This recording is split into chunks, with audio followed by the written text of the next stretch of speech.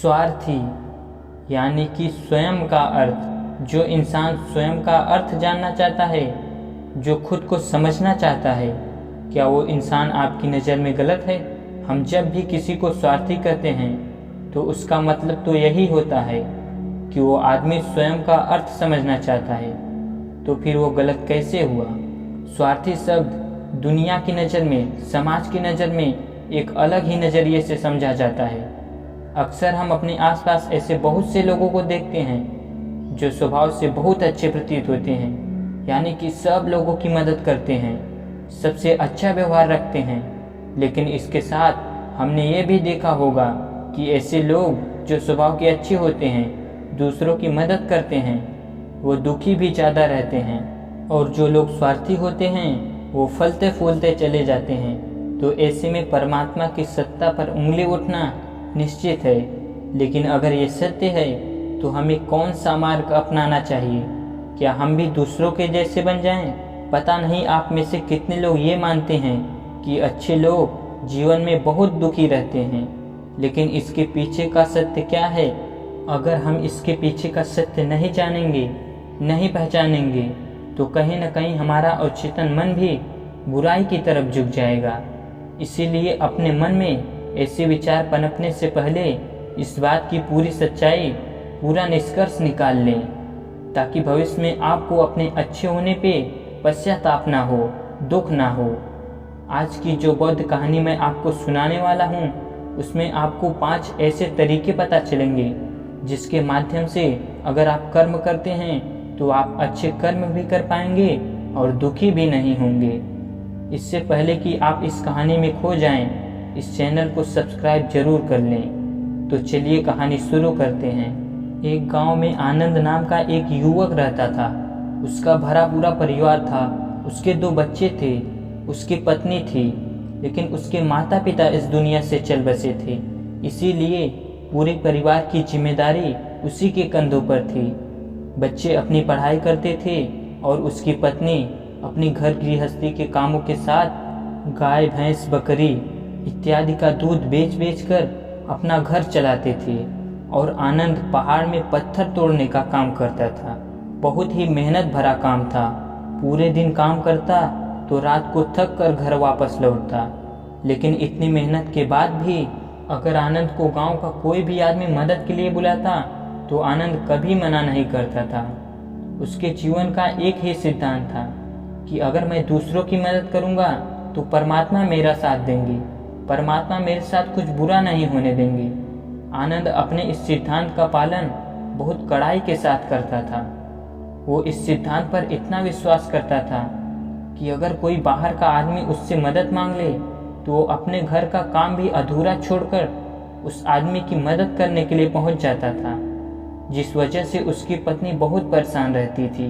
वो अक्सर आनंद को समझाने की कोशिश करती थी कि सबसे पहले अपना काम करो, अपने परिवार को देखो। 2 बच्चे हैं हमारे और फिर भी तुम दूसरों के काम करने में लगे रहते हो। अरे अपने घर को तो संभालो, अपना घर संभल नहीं रहा, दूसरों की मदद करने चले हैं। और जब ऐसी बातें आनंद के कानों में पड़ती तो उसकी हृदय में कांटा सा चुभने लगता था और उन दोनों में लड़ाई झगड़ा शुरू हो जाता था। अक्सर उनके लड़ाई झगड़े का यही सबसे बड़ा कारण होता था। लेकिन ना तो आनंद अपने आप को बदल पाया और ना ही उसकी पत्नी उसे समझाना कभी बंद किया। इसी वजह से आए दिन उनके घर में कलेश होता रहता था। जहाँ तक उस गांव वालों की बात थी तो वो आनंद के स्वभाव को जानते थे और वो जानबूझकर जो काम आसान भी होता था, जो उनके सामर्थ्य में भी होता था, उस काम के लिए भी वो आनंद को बुलाते थे ताकि उन्हें कम मेहनत करनी पड़े। कहने का अर्थ ये है कि गांव वाले आनंद की इस भलमनसाहत का फ़ायदा उठाते थे, लाभ उठाते थे और पीछे से उसका मजाक बनाते थे, उसे बेवकूफ़ कहते थे।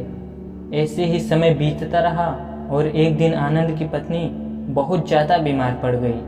आनंद से जो कुछ भी सेवा हो सकती थी उसने वो सब अपनी पत्नी के लिए किया। उसने गांव के वैद्य को बुलाकर अपनी पत्नी की जांच करवाई, लेकिन ये रोग उस वैद्य के पकड़ के बाहर था। इसीलिए वैद्य ने कहा कि तुम अपनी पत्नी को नगर में जाकर किसी बड़े वैद्य को दिखाओ। तो तुम्हारी पत्नी की जान बच सकती है। जल्द से जल्द नगर पहुंचने की व्यवस्था करो, नहीं तो तुम्हारी पत्नी के प्राण संकट में हो जाएंगे। ये सुनकर आनंद के पैरों तले जमीन फिसल गई। उसने ये नहीं सोचा था कि उसकी पत्नी के प्राण संकट में हैं। वो सोच रहा था कि कोई साधारण सा रोग होगा जिसका इलाज हो जाएगा, लेकिन जब उसने वैद्य की ये बात सुनी तो वो घबरा गया। अब पत्नी को नगर तक कैसे लेकर जाए, क्योंकि उसके पास इतना धन नहीं था कि वो अपनी पत्नी के लिए एक घोड़ा गाड़ी करके उसमें अपनी पत्नी को लेटा कर नगर में ले जा सके। उसकी पत्नी की हालत बिल्कुल चलने की भी नहीं थी, इसीलिए उसे नगर तक पहुंचाने के लिए किसी घोड़ा गाड़ी की ज़रूरत थी। संयोग से उसके पड़ोसी धन्नो के पास एक घोड़ा गाड़ी थी। वो अक्सर व्यापार के लिए अपनी घोड़ा गाड़ी नगर में लेकर जाया करता था। इसीलिए आनंद के मन में विचार आया कि मैं धन्नो की घोड़ा गाड़ी ले सकता हूँ। मैं धन्नो की इतनी मदद करता हूँ, मैं कभी उसके कामों को नहीं टालता, तो वो तो मेरे काम को कभी ना ही नहीं कर सकता।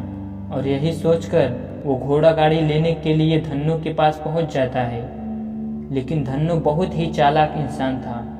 वो बिना किराए की अपनी घोड़ा गाड़ी अपने सगे संबंधियों के लिए भी नहीं ले जाता था, तो आनंद की तो दूर की बात रही। जब आनंद ने उससे घोड़ा गाड़ी के बारे में पूछा तो उसने ये कहकर उसका ये काम टाल दिया कि मेरे घोड़े बहुत ज़्यादा बीमार हैं, वो शायद बच भी मुश्किल से पाएंगे। 5 दिनों से वो कुछ नहीं खा रहे हैं, तो ऐसे में बेचारा घोड़ा गाड़ी लेकर कहाँ नगर तक पहुँच पाएगा। हाँ, अगर तुम कुछ धन की व्यवस्था कर सकते हो तो मैं अपने एक मित्र की घोड़ा गाड़ी मंगवा सकता हूँ। ये सुनकर आनंद परेशान और चिंतित हो गया, क्योंकि उसके पास धन तो था ही नहीं। इसका मतलब उसकी पत्नी बड़े नगर में वैद्य के पास इलाज के लिए पहुँच ही नहीं पाएगी। उलझन भरे विचार लिए हुए जब आनंद वापस आ रहा था तो उसने एक दिल को झंझोर देने वाला दृश्य देखा। उसने देखा धन्नो के घोड़े तो धन्नो के अनुसार बीमार थे और कुछ खा भी नहीं रहे थे। वही घोड़े गांव का ही एक युवक उसकी बाड़ से खोलकर बाहर ला रहा था और गाड़ी में जोत रहा था। ये देखकर पहले तो आनंद को कुछ समझ में नहीं आया। उसके बाद जब आनंद ने उस युवक से पूछा तो उसने बताया कि धन्नो ने ये घोड़ा गाड़ी उसे किराए पर दिया है। ये सुनकर आनंद का दिल टूट गया। उसने कभी सपने में भी नहीं सोचा था कि उसका सबसे अच्छा मित्र धन्नो उसके साथ ऐसा कर सकता है। हालांकि इस बात पर दुखी होने का वक्त नहीं था, इसीलिए आनंद वहां से जल्दी लौट जाता है और गांव के ही एक सेठ के पास जाकर कुछ धन उधार लेकर धन्नो को दे देता है। धन्नो अपने मित्र की घोड़ा गाड़ी मंगवा देता है, जिसके बाद वो अपनी पत्नी को वैद्य के पास नगर में ले जाता है। जब उसकी पत्नी का इलाज चल रहा था तो आनंद यही सोच रहा था कि वो एक दिन था कि जब धन्नो की बेटी बीमार हो गई थी और धन्नो यहाँ पर नहीं था, तो मैं पूरी रात वैद्य जी के पास उसके लिए बैठा रहता था, उसके लिए देख रेख की थी, उसकी सेवा की थी। इतने दिनों तक धन्नो नहीं आया था, तब मैं ही उसके परिवार का देख रेख करता था। हाय, ये कैसा दुर्भाग्य है। जिसके लिए मैंने इतना कुछ किया उसने मुझे एक घोड़ा गाड़ी देने से मना कर दिया, और वो भी तब जब मेरी पत्नी जिंदगी और मौत के साथ खेल रही थी। कुछ देर बाद वैद्य ने बाहर आकर एक बहुत ही बुरी खबर देता है। वो आनंद को बताता है कि उसकी पत्नी को कर्क रोग हो चुका है और इसका कोई भी इलाज नहीं है। उसके पास कुछ समय ही शेष बचा है। ये सुनकर आनंद वहीं जमीन पर बैठ गया। उसकी पूरी दुनिया उजड़ने वाली थी और उसे कोई रास्ता नजर नहीं आ रहा था। और कुछ समय बाद उसकी पत्नी चल बसी और अब दोनों बच्चों की जिम्मेदारी उसके कंधों पर आ गई थी।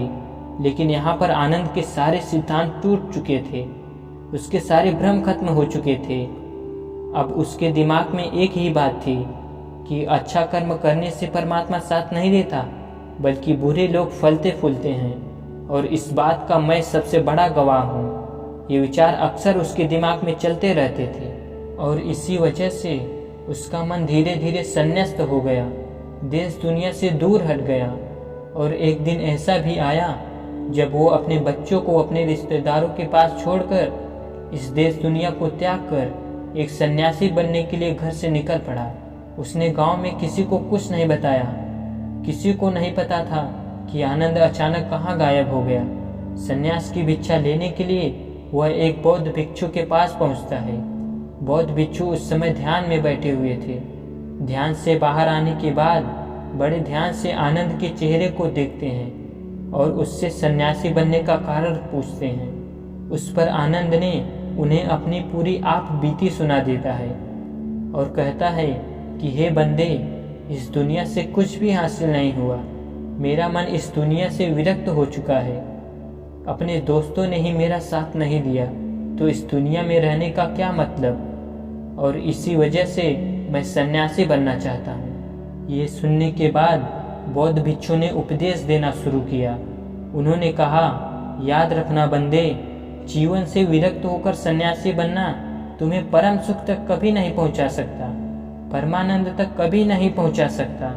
तुम दुनिया से अपने मन पर एक बोझ लेकर विरक्त हुए हो। तुम दुनिया से परमात्मा को खोज करने के लिए नहीं विरक्त हुए हो। इस भ्रम में कभी मत रहना। तुम संसार से विरक्त हुए हो क्योंकि संसार ने तुम्हें धोखा दिया है, ऐसा तुम्हें लगता है। इसीलिए तुम परमात्मा पर कभी विश्वास नहीं कर पाओगे और ना ही उन पे अपनी पूर्ण आस्था बना पाओगे। इसीलिए सन्यासी होने का भी तुम कभी पूरा लाभ नहीं उठा पाओगे। सन्यासी होने का लाभ तब मिलता है जब हमारे प्रभु में, परमेश्वर में, परमात्मा में पूर्ण आस्था बन जाती है। मैं तुमसे पूछता हूँ, तुम्हारे आस्था परमात्मा में है? ये सुनकर आनंद कहता है कि हे बंदे, मैं तो दुनिया देख कर आया हूँ कि जो बुरे कर्म करता है फलता फूलता है, और जो अच्छा कर्म करता है उसे प्रभु कुछ भी नहीं देता, और जो अच्छा काम करता है परमात्मा उसे दुख ही दुख देता है। और इसीलिए परमात्मा पर मैं अपनी पूर्ण आस्था कैसे बना सकता हूँ? ये सुनकर वो बौद्ध भिक्षु ने कहा, यही तो मैं तुम्हें समझाना चाहता हूँ कि तुम पूरी ऊर्जा सन्यासी जीवन में लगाओ और उसके बाद भी फल प्राप्त न हो तो तुम्हें कैसा लगेगा। इसीलिए किसी की भी मदद करने के लिए मैं तुम्हें 5 सिद्धांत बताता हूँ। ये 5 सिद्धांत समझकर संसार में वापस लौट जाओ और संसार में एक ग्रस्त जीवन जियो। उसके बाद ही सन्यासी जीवन का उदय होता है। जब हम अपने ग्रस्त जीवन को पूर्ण रूप से समझ लेते हैं और अपनी जिम्मेदारियों का निर्वाह कर देते हैं। ये कहकर बौद्ध भिक्षु ने कहना शुरू किया कि जब भी तुम किसी की सहायता करते हो, किसी की मदद करते हो, तो उसमें सबसे पहली बात, सबसे पहला सिद्धांत जो ध्यान में रखने का होता है वो होता है कि किसी की मदद करते वक्त, किसी की सहायता करते वक्त कभी भी उससे उम्मीद मत रखना। ये मत सोचना कि आज मैंने इसकी सहायता कर दी, मदद कर दी, तो कल बदले में ये भी मेरी सहायता करेगा, मेरी मदद करेगा। अगर तुम ऐसा सोचोगे तो तुम्हें जीवन में दुखों का सामना करना ही पड़ेगा, क्योंकि एक नहीं तो दूसरा, या दूसरा नहीं तो तीसरा, कोई न कोई तुम्हारी उम्मीद जरूर तोड़ेगा। और वास्तविकता में वो मदद या वो सहायता नहीं होती, वो हमारे लालच का ही एक रूप होता है। हम उसकी सहायता या मदद निर्भाव तरीके से नहीं कर रहे हैं। हमारे मन में लालच का भाव है, हमारे मन में बदले का भाव है। हम ये सोचकर मदद करते हैं कि इसकी मदद कर देता हूँ तो कल ये मेरी भी मदद करेगा, और यही लालच हमें अक्सर उन लोगों का मदद करने पर विवश करता है जो किसी न किसी रूप में धनवान होते हैं, क्योंकि हमें लगता है कि कल ये आदमी धन के द्वारा मेरी मदद कर सकता है। और इसीलिए जिस इंसान को वास्तविकता में मदद की आवश्यकता है, हो सकता है वो गरीब हो, लेकिन हमारा मन अपने लालच के वशीभूत में होकर उसकी मदद कभी नहीं करेगा। इसीलिए किसी की मदद, किसी की सहायता करने के अपने विचार को विस्तार दो। केवल एक प्रकार के वर्ग के लिए अपनी सहायता या अपनी मदद पेश मत करना, उस सब के लिए समान होनी चाहिए। जरा सोचो, एक तरफ तुम्हारा मित्र हो जिसके पास धन है, संपदा है, और दूसरी तरफ कोई गरीब औरत हो जो भूखी बैठी हुई है, और तुम्हारा दोस्त तुमसे कहता है कि यार आज तो खाने के लिए अच्छे अच्छे पकवान मंगवा लो बाजार से, और दूसरी तरफ वो औरत तुमसे 2 सूखी रोटी मांग रही है, तो तुम किसकी मदद करोगे? कौन मदद का हकदार सबसे पहले है? सबसे पहले हमारा कर्तव्य बनता है कि उस औरत की भूख मिटाएं, लेकिन अक्सर इंसान ऐसे नहीं सोचता। वो अपने दोस्त को तो खिला देगा, उसको तो बाजार से बहुत महंगी वस्तु मंगवा कर दे देगा, लेकिन किसी गरीब को भूख मिटाने के लिए पैसा या धन नहीं देगा। दूसरी बात जो ख्याल में रखने की है वो ये कि सहायता करते वक्त हमारा लालच कभी भी उसके साथ नहीं जुड़ना चाहिए। अक्सर हम जब किसी की मदद करते हैं तो हमारा लालच और हमारा स्वार्थ उसके साथ जुड़ा होता है और हम अपनी भविष्य की योजना तैयार करके उस आदमी की मदद करते हैं। हम ये सोचते हैं कि अगर मैं इसका ये काम करूँगा तो भविष्य में ये आदमी मेरा वो काम पूरा कर देगा, और वो सहायता, वो मदद बिल्कुल भी परमात्मा के द्वार को नहीं खटखटाती, क्योंकि वो लालच है। जाहिर है आप अपने आप को धोखा देने के लिए अपने लालच को एक सहायता, एक मदद का रूप दे रहे हैं। तीसरी बात जो ख्याल में रखने की है वो ये कि अपने सामर्थ्य के हिसाब से दूसरों की मदद करो। कभी भी ग्रस्त आदमी को किसी की इतनी सहायता नहीं करनी चाहिए जिससे कि उसका परिवार और उसके बच्चे कष्ट में जीवन बिताएं।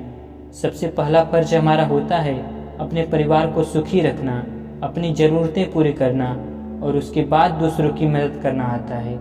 लेकिन कुछ लोग दूसरों की मदद पहले करते हैं और अपने परिवार को तवज्जो कम देते हैं, जिससे कि परिवार में लड़ाई झगड़े आए दिन पनपते रहते हैं, और ये सब हम समाज में देखते रहते हैं अपने आसपास।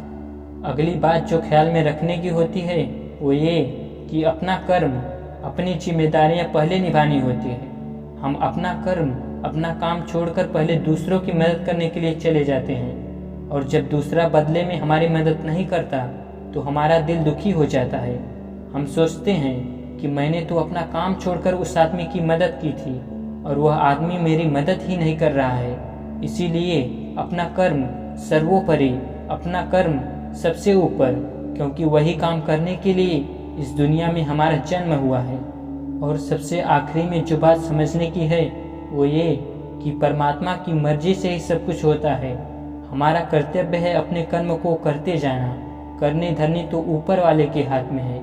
इसीलिए जो कुछ भी होता है सब ऊपर वाले पे छोड़ दो। अगर तुम्हें कोई धोखा भी देता है तो ये समझ के चलो कि वो सब ऊपर वाले की करनी होती है। आप ये मान के चलो कि मैं करता नहीं हूँ, मैं तो एक माध्यम हूँ, करवाने वाला तो वो है, उसके सामने किसकी मर्जी चली।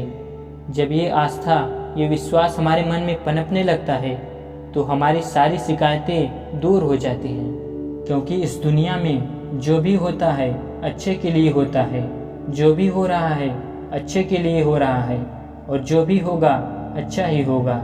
चाहे हमारी बुद्धि आज वर्तमान में इस सिद्धांत को ना समझ पाए, लेकिन जीवन में कभी न कभी किसी न किसी मोड़ पर आपको जरूर ये एहसास होगा कि जो हुआ था अच्छे के लिए हुआ था। इसीलिए सारी शिकायतें दूर कर दो और बस अपना कर्म करते जाओ, अपने ग्रस्त जीवन को पूर्ण रूप से जी लो, और इसके बाद ही सन्यासी जीवन की नींव होती है। इसके बाद बौद्ध भिक्षु ने आनंद को कहा कि वापस अपने गांव लौट जाओ, अपनी बेटियों को वापस ले आओ, उन्हें पालो पोसो, अपने बच्चों को वापस ले आओ, दूसरी शादी कर लो, लेकिन बच्चों का पालन पोषण अच्छी तरीके से करो। ये सुनकर आनंद अपने बच्चों के साथ अपने गांव वापस लौट आता है। गांव में किसी को खबर नहीं थी कि आनंद कहाँ पर गया हुआ था और वो क्या ज्ञान लेकर वापस लौटा है। लेकिन अगले दिन सुबह सुबह गांव वालों ने आनंद के चेहरे पर एक अलग ही आनंद, एक अलग ही आभा पाई।